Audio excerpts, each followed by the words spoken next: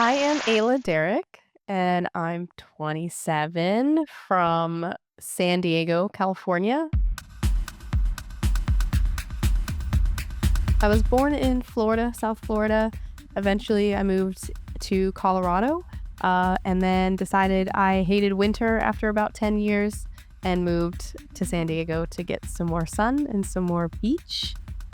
San Diego is amazing. I live right downtown in a neighborhood called Gaslamp, and that's pretty much the center of town. It has a lot of food, a lot of bars, a lot of clubs. I am way more interested in the food. I have a cat. His name is Naruto. He did come with that name from the shelter. I have a partner. His name is Chris. We've been together for over 4 years now. Chris and I enjoy playing games. We have entirely opposite tastes in games. So really what ends up happening is I watch him play the games that I won't play, like Deadlock or Gears of War, so that I can stay up to date with the new happenings in games without actually having to do the work.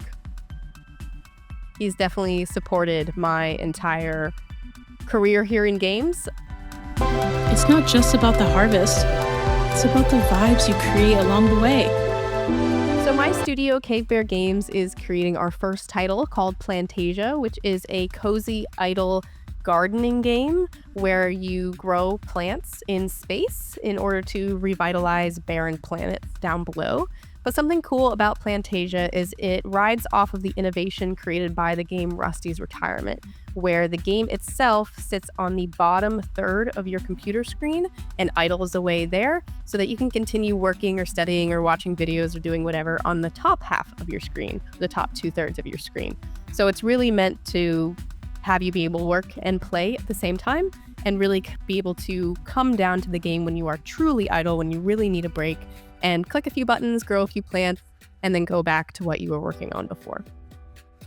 Plantasia is supposed to be an extension of your desktop aesthetic. So we all have gotten really excited about building really pretty PCs and having really pretty keyboards and play mats and really nice, computer background screens.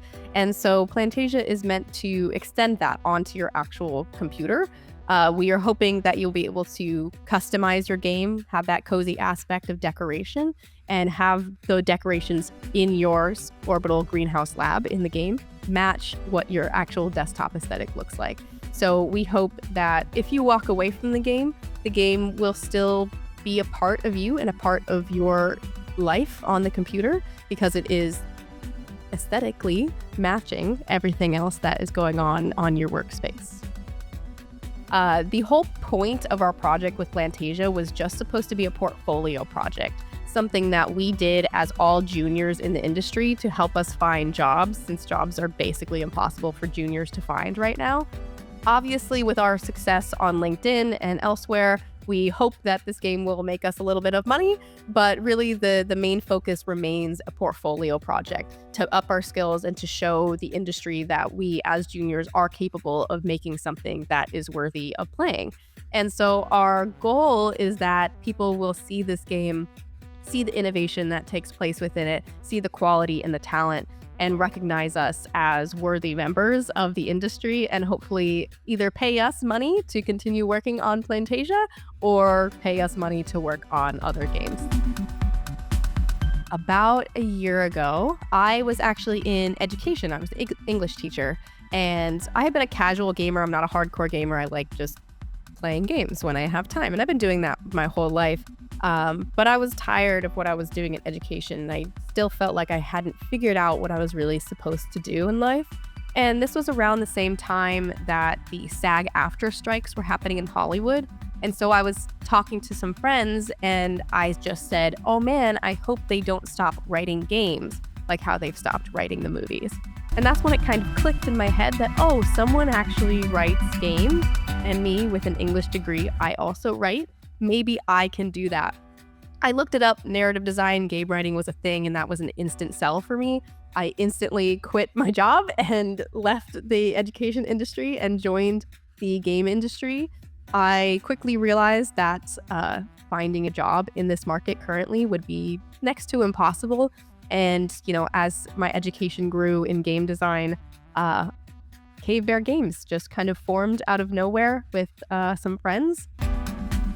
Being juniors in the industry, we really had to kind of rally around some ideals and some mission statements in order to make our game and our teamwork successful. And what we settled on are 3 studio pillars of communication, education, and passion. Communication is just really big deal for me personally. I overly communicate with everyone in my life. And because we are a remote team across a bunch of time zones, it's important for us to know what's happening in everyone else's life.